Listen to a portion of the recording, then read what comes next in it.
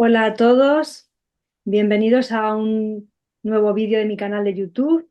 Hacía mucho que no hacía un vídeo y además de este tipo, un vídeo colaborativo donde tengo un invitado. Y bueno, ya sabéis que soy Aillana.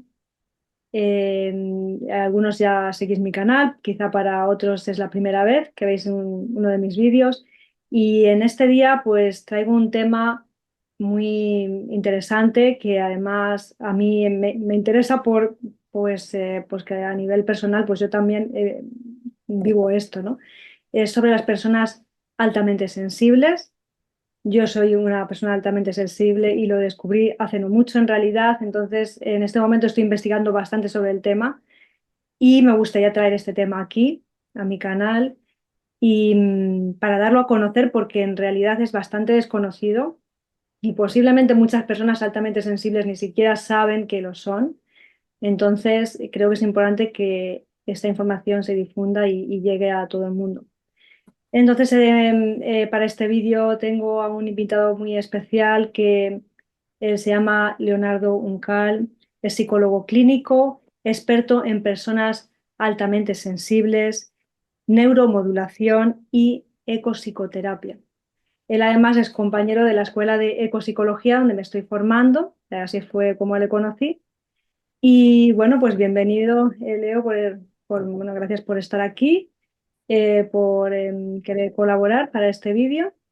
Y bueno, pues primero de todo, me gustaría que nos contaras qué es una persona altamente sensible y qué características tiene para que podamos identificarlo.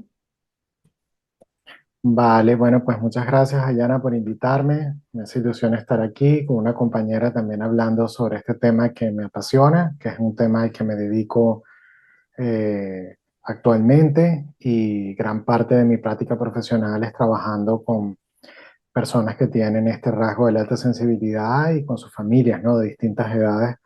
O sea que bueno, que es un tema que lo tengo así bastante por la mano y que además suelo trabajar desde esta mirada de reconexión con la naturaleza, esta mirada ecopsicoterapéutica, ¿no?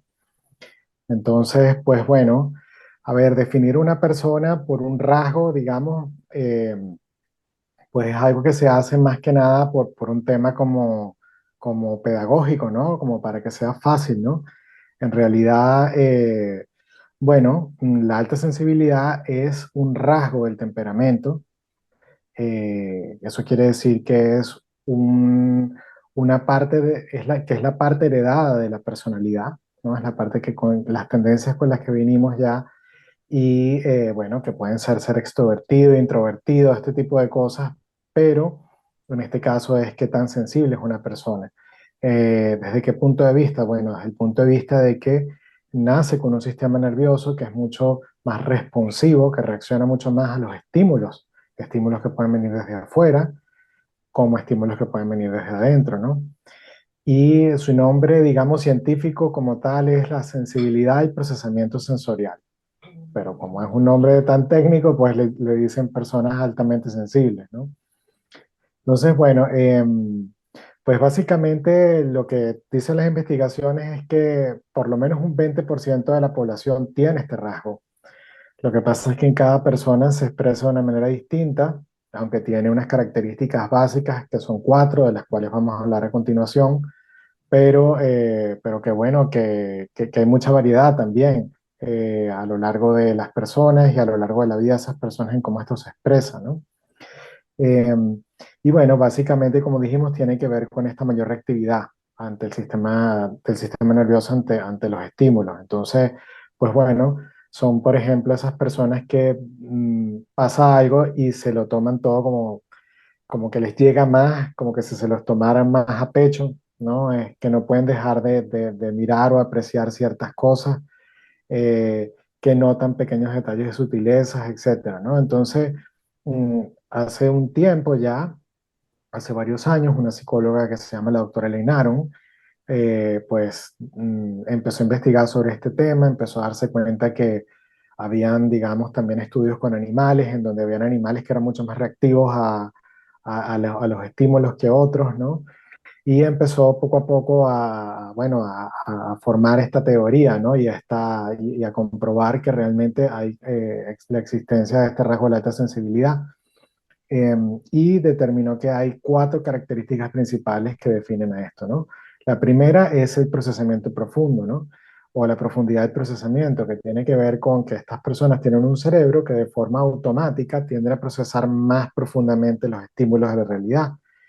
Y esto, pues claro, tiene una serie de consecuencias. Por ejemplo, son gente que cuando llega a un lugar necesita un tiempo de adaptación o de calentamiento, si no conoce ese lugar o no conoce las personas que están en ese lugar para realmente entrar y mostrarse como es ella o como es él, ¿no?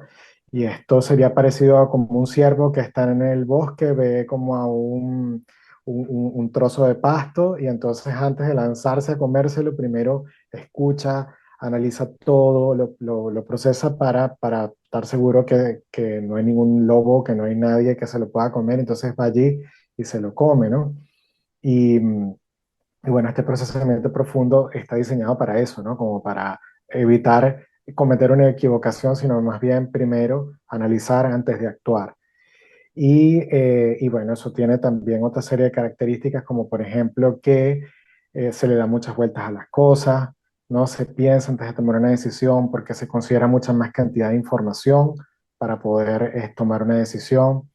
Si te digo, por ejemplo, clasifica estos lápices de colores en amarillo, azul y rojo, entonces el cerebro altamente sensible va a decir, bueno, vale, pero lo que pasa es que este es azul cielo, este es azul índigo, este es rojo ladrillo, este es rojo carmesí, este es amarillo pollito, etcétera, ¿no? Entonces se va a tardar más en hacerlo, pero va a ser una clasificación como más fina. Eh, y eso pues hace que también haya una mayor anticipación de los eventos, de pensar en las consecuencias de lo que va a pasar e irme anticipando, bueno, si hago esto, ¿qué pasará? ¿Qué no? O un procesamiento mayor de lo que ha ocurrido en el pasado. Eso es uno de los retos que se encuentran estas personas muchas veces, es que les cuesta estar en el presente, están muy en el futuro y en el pasado, porque procesan todo muy profundamente, pero al mismo tiempo eso les permite tener un mundo interior muy rico, ser muy creativas, desde cómo se expresa la creatividad en cada quien, ¿no?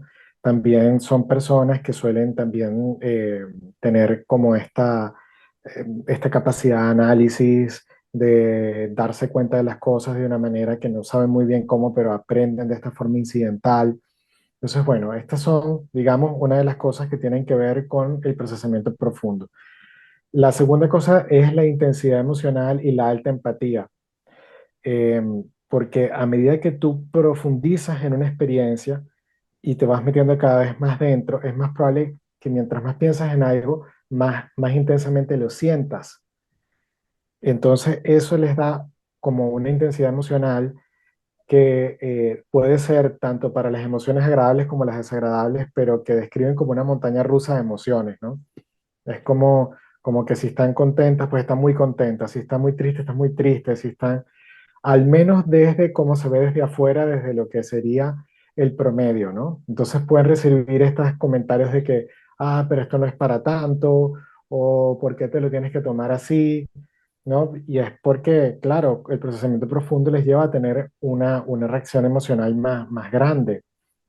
Eh, y al mismo tiempo también tienen, digamos, esta parte de mayor empatía, ¿no? Porque todo está relacionado. Eh, de hecho, las áreas del cerebro que están relacionadas con procesar más profundamente las experiencias, con la empatía y con la intensidad emocional y el procesamiento de las emociones están más activadas en los cerebros de estas personas y eso se ha podido incluso comprobar a través de resonancias magnéticas y cosas de este estilo que se hacen, ¿no? Eh, entonces, esta alta empatía también les lleva a poder anticipar las necesidades de las otras personas, a saber de forma intuitiva cómo puede hacer sentir cómodo a alguien o algo que puede necesitar esa persona.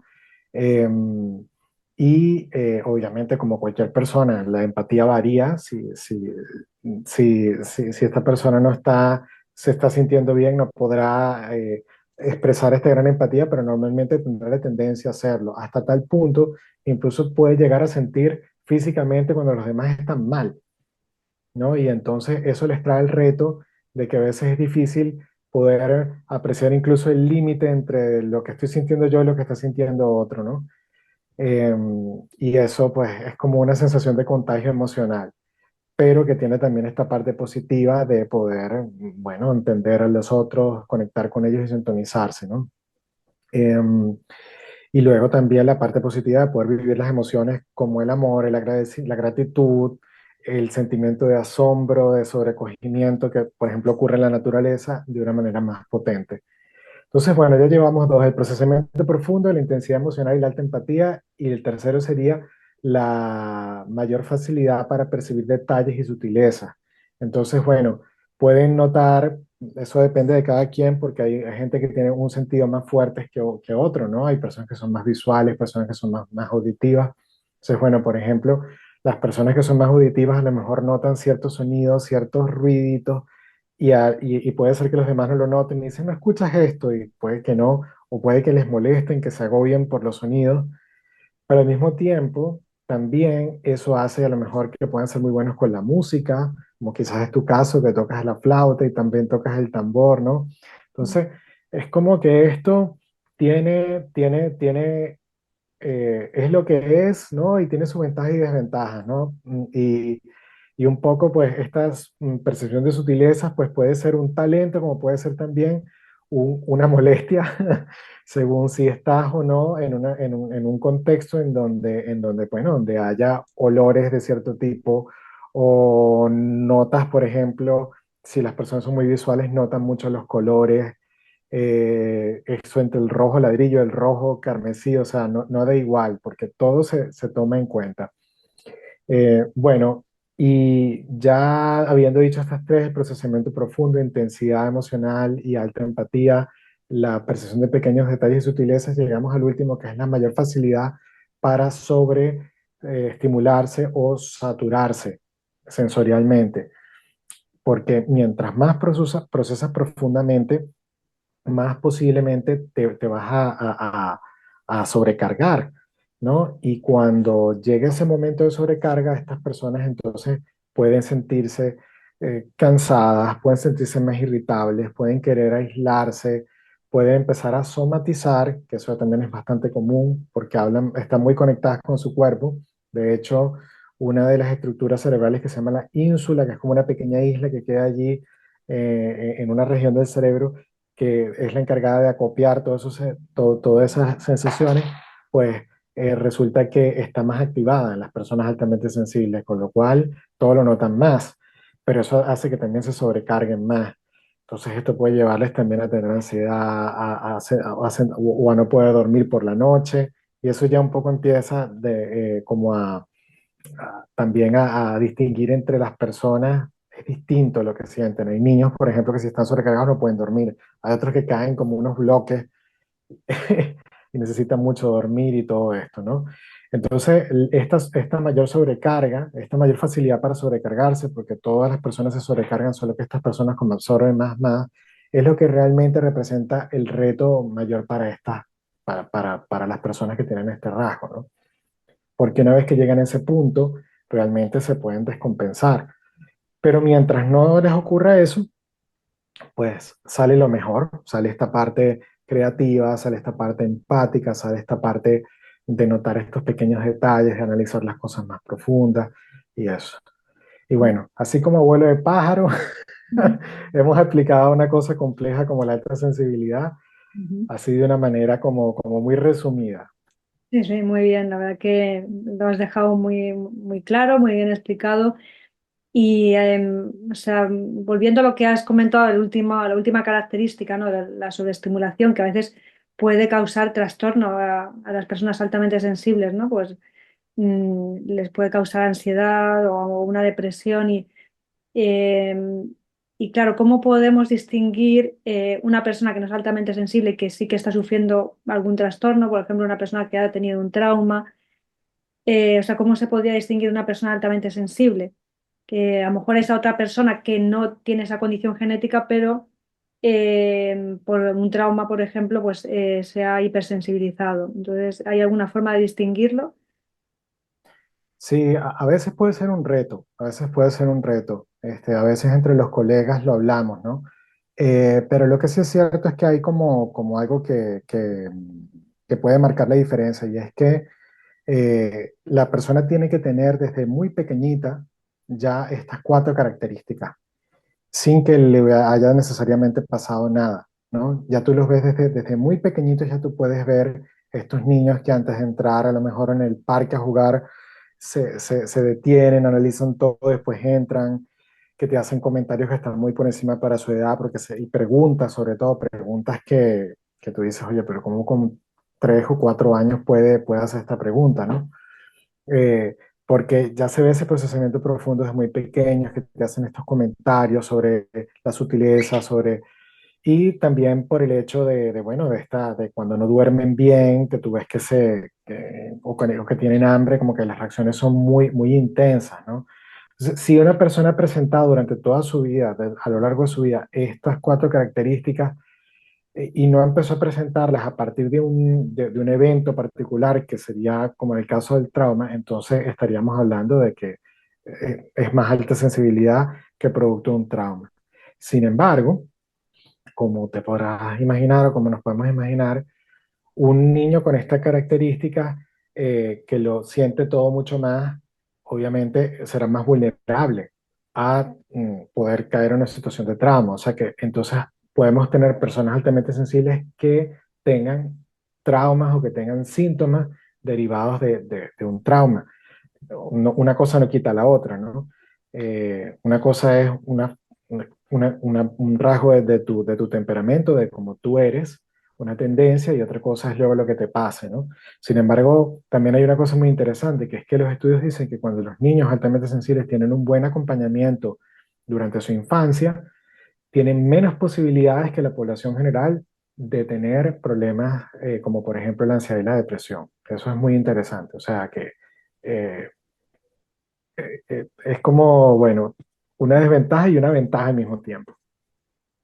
Sí, pero por otro lado, si esos niños no han tenido esa suerte de tener el buen acompañamiento y quizá los adultos y personas de su familia, ¿no? que estaban en su entorno no les han sabido comprender, incluso les han rechazado por su condición, pues quizás sí que todavía tienen más posibilidades, ¿no? de quedar traumatizados, ¿no? que les afecta todo mucho más, entonces cualquier cosa que les pase les va a afectar más que a un niño que no sea altamente sensible, ¿no? Exactamente, exactamente, sí, sí. La verdad es que es eso, ¿no? Y yo, claro, yo como soy psicoterapeuta, la mayoría de las personas con las que trabajo son un caso más o menos así, ¿no? Son personas que, bueno, no sé si la mayoría, pero una gran parte también, aparte de ser altamente sensibles, han tenido este tema, ¿no? Y luego eso que tú comentabas de esta experiencia de sentir que no son comprendidos, es una cosa que es transversal en las distintas edades y eso, y es algo que es muy importante, es de lo que más hay que trabajar porque afecta la confianza en sí mismas y también la autoestima, ¿no? Porque están desde pequeñas recibiendo, digamos, como ese feedback, como ese mensaje de que la forma en que ellos viven y sienten el mundo no es correcto, que es exagerado, que no es para tanto. Entonces eso hace que empiecen a dudar y a desconfiar de sí mismas, y luego eso perjudica su autoestima, con lo cual una de las cosas, digamos, como más también interesantes de descubrir si tienes o no alta sensibilidad, es que te permite como darle otro sentido a eso que te ha ido pasando y recobrar un poco esa confianza, ¿no? De que no es porque estabas mal o tenías algo mal, sino que tú has nacido para ser diferente. Y si hay un 20% de la población como mínimo que lo tiene, quiere decir que esto se ha preservado evolutivamente por una buena razón. Es decir, también están otras especies animales, con lo cual existe una razón como para poder, necesitamos dentro de nuestra manada, necesitamos gente que sea así. Claro. Entonces, pues eso.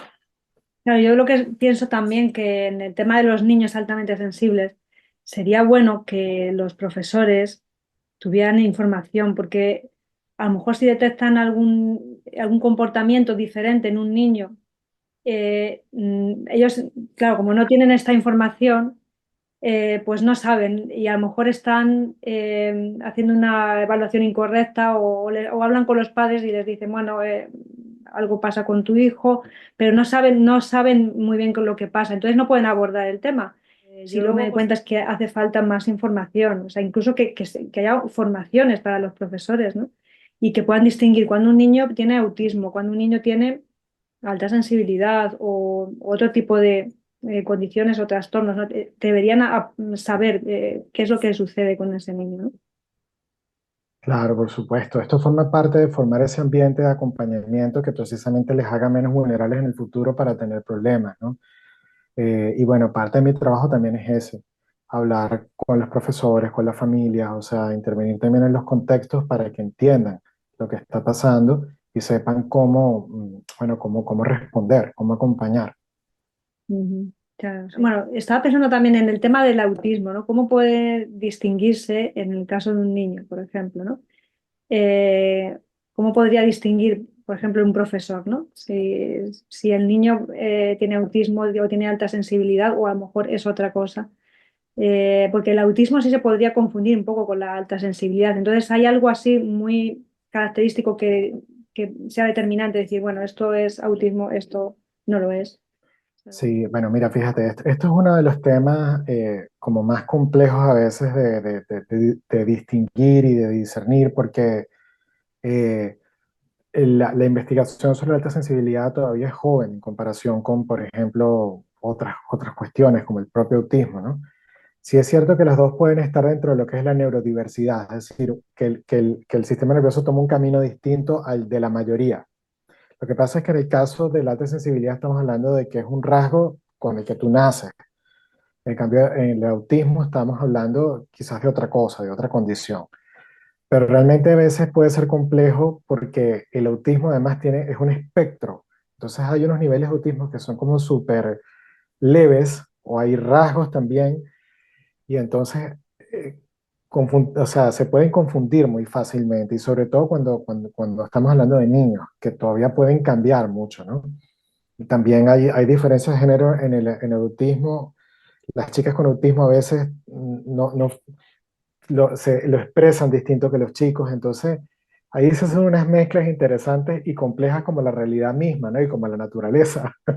Ujú. Entonces, pero lo que sí se puede como de alguna manera, hacia grandes rasgos, como diferenciar es que tenemos por un lado a personas que son hiperempáticas y otras personas que tienen dificultades para empatizar, a veces no desde el punto de vista emocional, pero sí de ponerse en el lugar de los demás, de entender cómo piensan los demás, ¿no? Entonces, en el caso de este último estaríamos hablando más de autismo. En el primer caso quizás estaríamos hablando más de alta sensibilidad.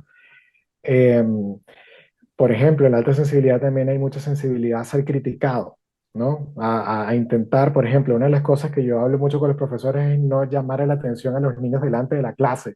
Tienen que decirle algo que les llamen aparte, ¿no? Y que se trabaje mucho ese vínculo con el niño o la niña para que haya esta confianza y entonces no lo viva como una herida muy, muy fuerte que le llames la atención. Una persona que tenga un rasgo, o sea, que tenga una condición de autismo así muy fuerte, no le va a preocupar qué piensen los demás de ella, porque su atención no está allí, está en otras cosas. Aparte, la mayoría de los niños que están dentro del espectro autista tienen también problemas cognitivos, problemas de aprendizaje, problemas de este estilo. En cambio, que la mayoría de los niños con alta sensibilidad más bien tienden a tener altas capacidades intelectuales y a pensar y a hacer muchas cosas. Pero luego está este rasgo como de autismo que es más leve, en donde también puede haber algo parecido. Entonces, allí es más difícil de distinguir. Pero en grandes rasgos sería eso. Lo verías en la parte social y lo verías porque también quizás las conductas más parecidas al autismo, como aislarse, etcétera, se van a dar cuando el niño altamente sensible está sobrecargado o saturado Ujú. sensorialmente. En cambio, que el niño con autismo esto lo va a presentar igual en todas partes. Pero como te digo, es complejo, es una situación compleja.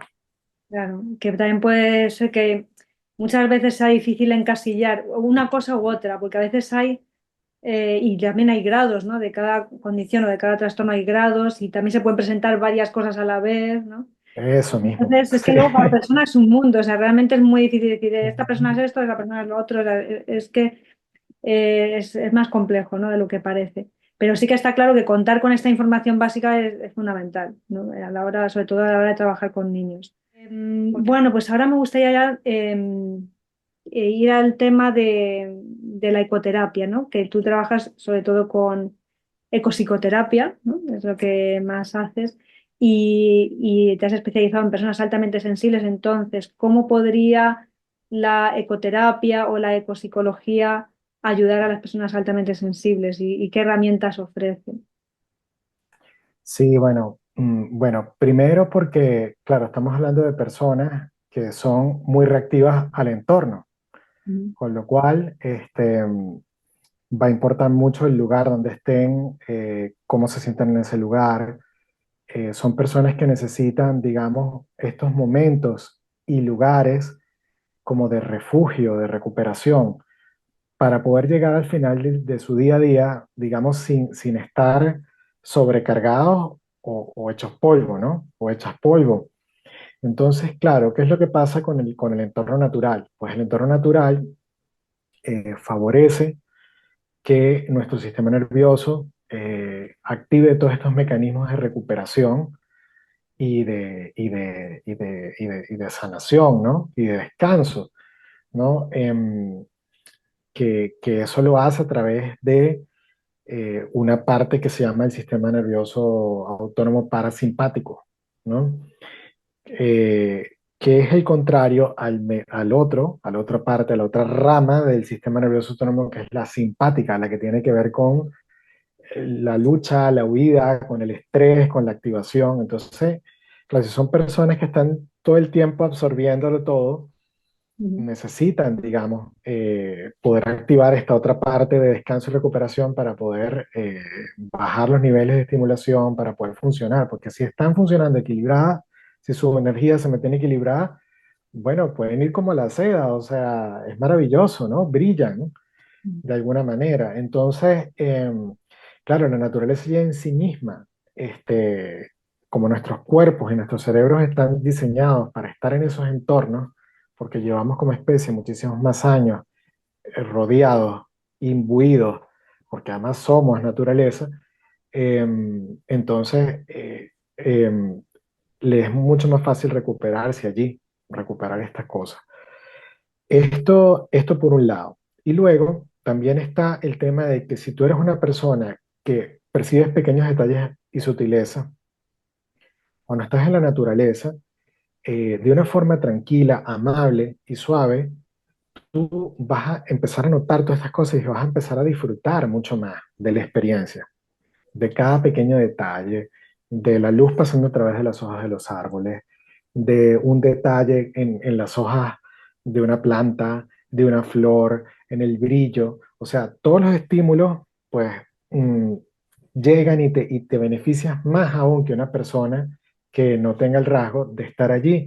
Y eso no quiere decir ir a hacer un trekking, o sea, haciendo una caminata como la hacen estas personas de forma natural, solamente dejándote invitar y sintiéndote bien ya, ya estás recibiendo todo eso, ¿no? Entonces, eso hace que estas personas creen también un vínculo emocional con la naturaleza, porque la ven como un refugio, la ven como un sitio para sanarse. Hay diferencias individuales en esto. Hay personas que tienen malas experiencias en la naturaleza y estas personas a lo mejor no lo van a hacer de forma tan directa, pero de repente tú hablas con ellas y entonces dicen, ay, es que yo me gusta vivir cerca del mar, aunque nunca vayan, pero están cerca del mar.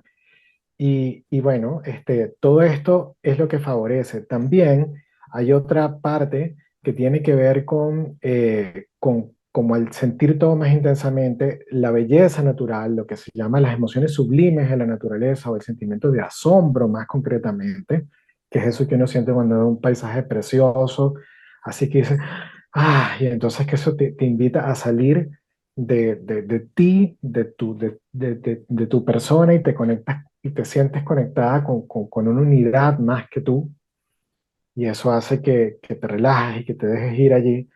Eso las personas altamente sensibles lo sienten especialmente y esa es una de las emociones que generan más beneficios para recuperarte, para regular tus emociones y todo que tiene la naturaleza.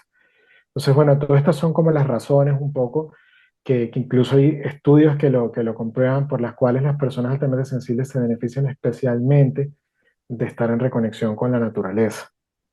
Ujú.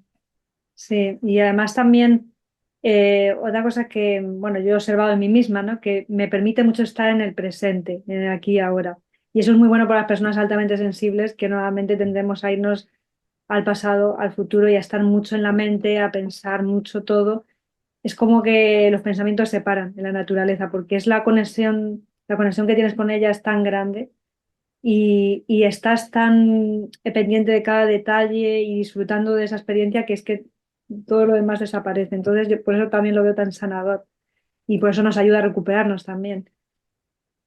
Exactamente, exactamente. Sí, de hecho, a nivel del sistema nervioso y concretamente del cerebro, hay una red neuronal que se llama la red neuronal por defecto, que es la que está relacionada con estar segura de que, o sea, con la identidad, con pensar en el sí mismo o Ujú. sí misma, estar pensando en uno, en sus problemas y está relacionada también con este pensamiento autorreferencial y muchas veces en bucle, en la que pueden caer a veces las personas altamente sensibles porque tienen un procesamiento muy profundo. Ujú. Entonces, a ver, una forma de romper con eso precisamente es exponerte, como tú dices, a estos estímulos, porque mientras estás sintiendo asombro o tus sentidos están tomados por las sutilezas de ese lugar, esa red que está medido, esa red baja su actividad. O sea, el cerebro cambia cuando está en ese momento y por eso es que es tan beneficioso y tan liberador para todos, pero especialmente para una persona que tiene un procesamiento profundo que va dando vueltas y vueltas ya a las cosas, ¿no? Claro, así es. Entonces, ¿cuál es la actividad que más llevas a cabo con personas altamente sensibles? ¿De actividad de ecoterapia? O sea, ¿qué es lo que más haces con ellos? Y si trabajas a nivel grupal y también a nivel individual, ¿y cómo haces ese trabajo? Bueno, mira, yo lo hago tanto a nivel individual como grupal.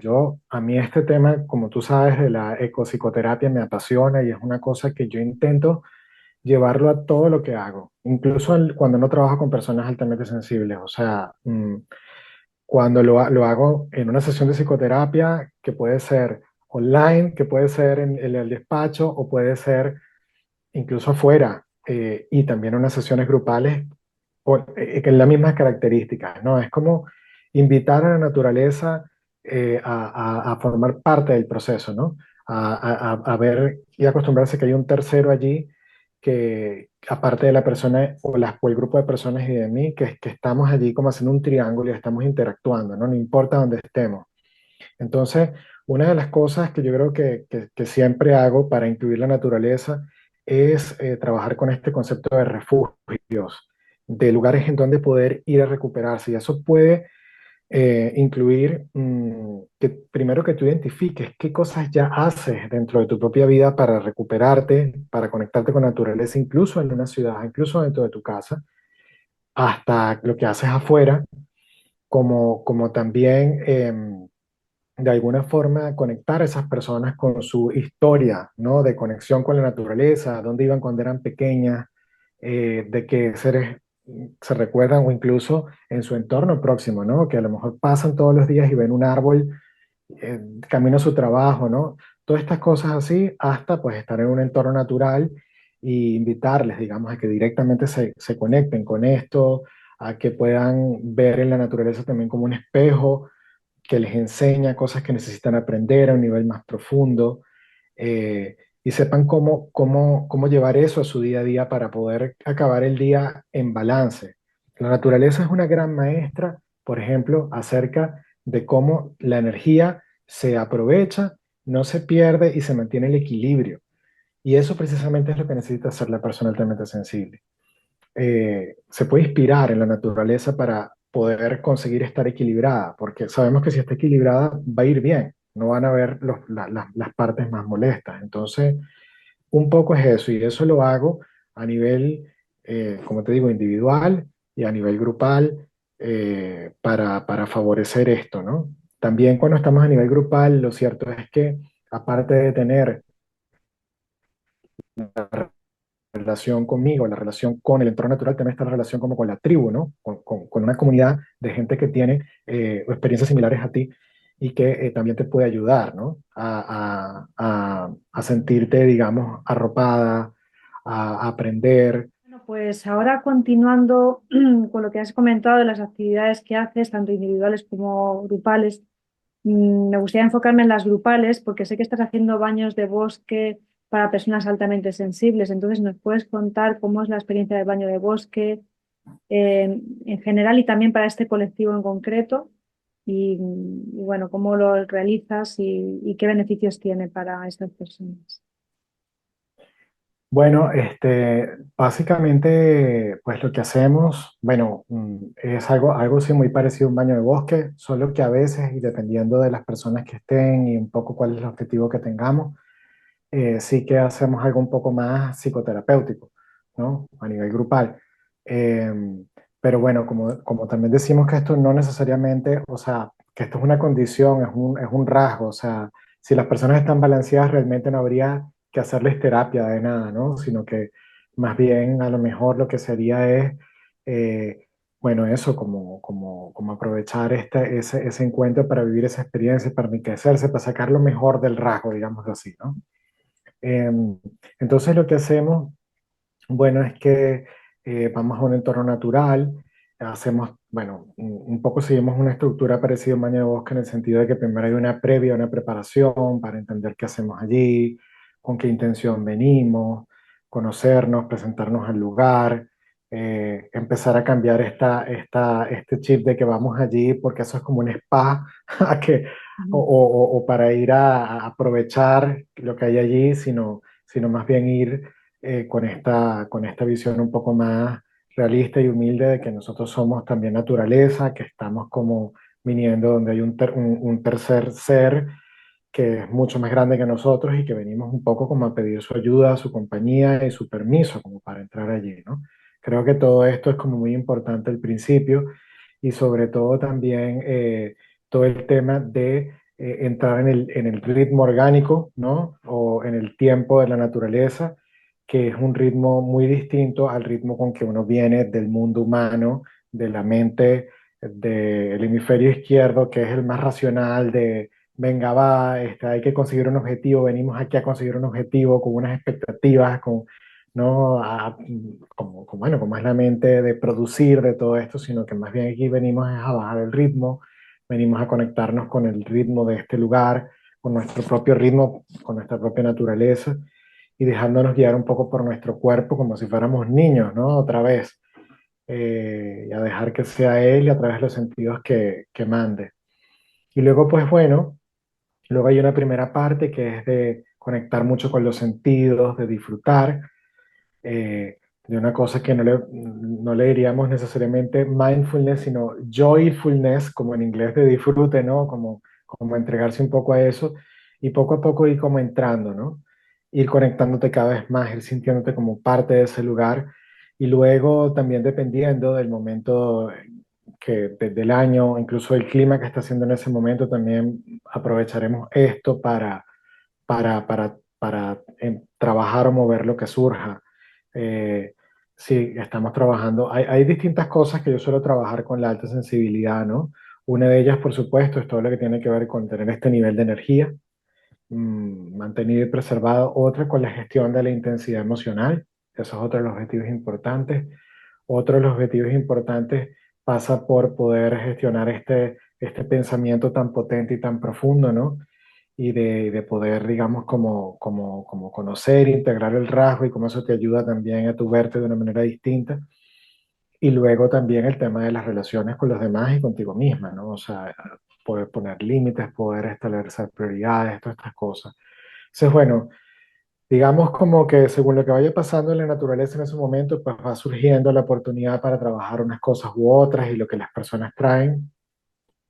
Y entonces allí digamos como que también marcamos mucho los momentos para estar conectados con la naturaleza en soledad, los momentos para estar en círculo compartiendo y los momentos para estar incluso adentro de mí misma, ¿no? Y entonces lo que ocurre es que hay como tres niveles allí como si fuera una mandala, ¿no? Está la persona, está el grupo y luego está el entorno natural y todo está allí como en ese mismo tiempo fluyendo y tratando como de dirigirse hacia hacia las intenciones que tengamos, que no son objetivos ni expectativas, pero sí son intenciones con las que entramos. Y nos pasamos allí más o menos unas 2 horas y media, 3, porque requiere tiempo del cuerpo para poder entrar allí. Y luego salimos de allí y intentamos también incorporar dentro de las actividades distintas técnicas para que eso la gente se lo pueda llevar a su día a día, ¿no? Porque todo eso queda registrado en el cuerpo y la mente de las personas. Entonces eso luego se puede Mm. trasvasar, digamos, al día a día a través de distintas técnicas bueno, que tenemos los psicólogos y ecopsicólogos como para poder hacer esto posible. No sé Mm. si eso responde a la pregunta, es Sí, un sí, poco así sí, como muy bien. funciona. Sí, sí, está muy bien, lo has descrito perfectamente y así ya, pues las personas que nos escuchan pues tienen una idea de cómo son estos baños de bosque. Claro que hay un baño de bosque así como general, pero luego se puede hacer como adaptaciones y como con temáticas también, ¿no? Entonces, bueno, eso es un baño de bosque sobre todo para personas altamente sensibles y también de tu estilo, ¿no? Que está muy bien. Y ya para Sí. terminar, pues quería que habláramos un poco de cuál puede ser el rol de las personas altamente sensibles en la crisis medioambiental que estamos viviendo, ya que las personas altamente sensibles, bueno, nos conectamos con gran facilidad a la naturaleza y al ser empáticas, muy empáticas, pues claro, sentimos mucho más el dolor, ¿no? De todo lo que está pasando con nuestro planeta. Entonces, eso puede hacer que muchas de nosotros tengamos esa motivación de hacer algo, ¿no? De querer ayudar. Hacer algo. Quizá algunas sí que ya están haciendo algo. Entonces, si nos puedes contar un poco sobre este tema. Sí, además esto también es algo que tiene que ver con la mirada ecopsicológica, ¿no? Y ecopsicoterapéutica, que sería como esta parte aplicada de la ecopsicología a la salud mental, donde ya no ves, digamos, como al individuo, como tu objeto de atención, digamos, o sea, como a quien tú estás atendiendo, sino que ves al individuo dentro del entorno natural. Entonces, ya tu objetivo no, como psicoterapeuta ya no es solamente beneficiar a una persona, sino beneficiar también al entorno natural. Ujú, Entonces, claro, pensar en las formas en que se dan estas interacciones entre estas personas y el entorno natural y lo que puede también beneficiar, el beneficio que pueden aportar estas personas al entorno natural también es una forma novedosa y creo que hasta más realista de verlo, ¿no? Porque al final somos naturaleza, o sea, lo que hagamos bien por el entorno se nos repercutirá a nosotros de forma positiva y también al revés. Entonces, claro, esto es muy interesante porque estas personas de manera natural con la empatía que tienen, esta mayor capacidad de sentir asombro y la capacidad de anticipación también, que a veces les juega en contra, pero que muchas veces también les ayuda, son personas que pueden conectar muy fácilmente con esta realidad y pueden hacer acciones efectivas para involucrarse en esto. De hecho, uno de los estudios que se ha hecho eh, ha determinado que mientras mayores sean las puntuaciones en el test de alta sensibilidad, que por cierto está también en mi página, que luego en la descripción seguramente te daré el link para que puedan ir, mientras más altos son los puntajes en el test este de la doctora Aaron, que es la psicóloga que hablamos al principio, más altos son sus puntajes a nivel de comunicación, de conexión con la naturaleza, incluidas las conductas proambientales. Entonces, esto es muy interesante porque de alguna manera es como que también la propia madre naturaleza, a través de la evolución, en nuestra especie haya puesto un segmento de gente que diga, hey, ya va, que esto que estamos haciendo parece que no está muy bien, vamos a pensarlo mejor y vamos a tener más cuidado, vamos a ser más delicados, no vayamos tanto así al ensayo de errores, sino que vamos así a balanzarnos, a arrasar con lo que haya, sino que vamos a pensar, vamos a entender bien qué está pasando.